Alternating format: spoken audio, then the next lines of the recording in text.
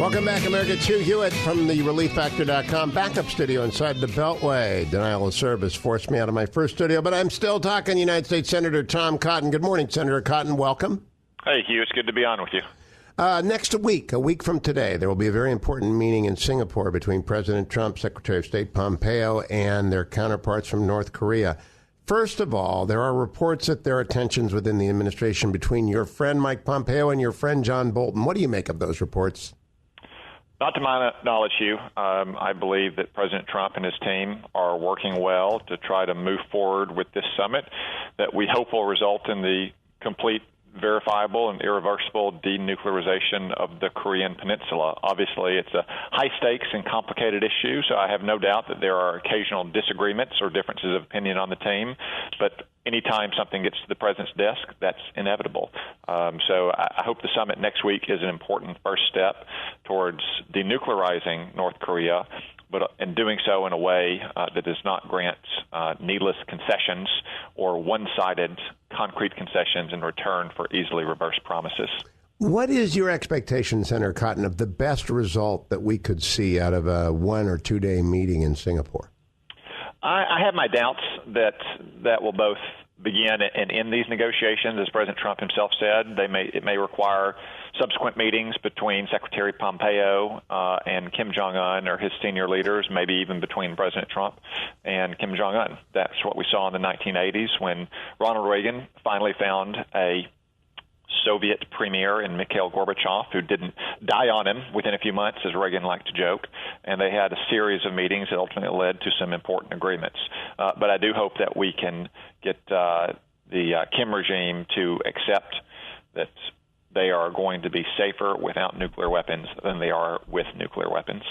Earlier this morning, Larry Kudlow, senior advisor to the president, was on Fox and Friends, and he said that North Korea coming to the negotiating table has a lot to do with President Trump's very firm stand with respect to their nuclear weapons, with respect to the sanctions being imposed.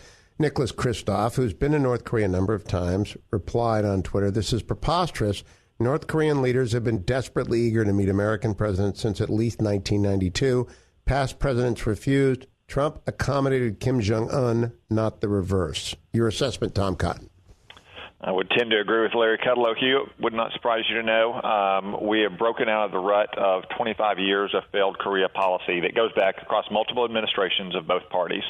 The status quo is Kim Jong-un's government was producing more and more fissile material for nuclear warheads. It was perfecting its missile technology.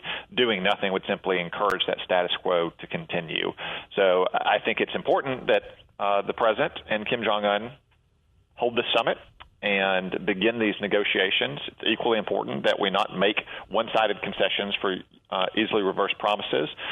But, you know, ultimately, these are decisions that can only be made between heads of states.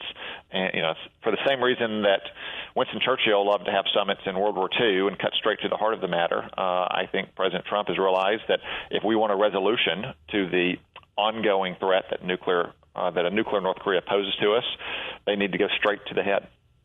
And Senator Cotton, if an agreement is reached with North Korea that provides for complete, irreversible, verifiable denuclearization, CIVD, ought that agreement to be submitted to the Senate as a treaty for ratification? That, as we have seen, Hugh, that is the one way that the North Korean government and the American government can make a lasting and binding commitment. My critique of the Obama administration in 2015 is true in all cases. Anybody who wants a lasting, binding agreement that lasts across administrations, no matter the changing political winds in two countries, should have a treaty that is ratified by 2/3 of the United States Senate. So in 2003, we got Libya to give us all their chemical weapons and some of their nuclear facilities without such a treaty. But this is different, I think. Do you agree with me on that? I do tend to agree with you on that, Hugh. The Libya example was more a matter of Muammar Gaddafi making a decision in his own self-interest after he saw what had happened in Afghanistan and Iraq. Yep. Now, it is possible that you could imagine Kim Jong-un making a similar decision, but To the extent that the United States is going to be changing our diplomatic or legal relations with the Democratic People's Republic of North Korea, then the way to cement those in a binding agreement is to have the Senate ratify a treaty. I agree. Senator Cotton, always good to speak with you. Always clear and to the point, and usually right, especially when we're agreeing. Don't go anywhere, America. I'll be right back on The Hugh Hewitt Show.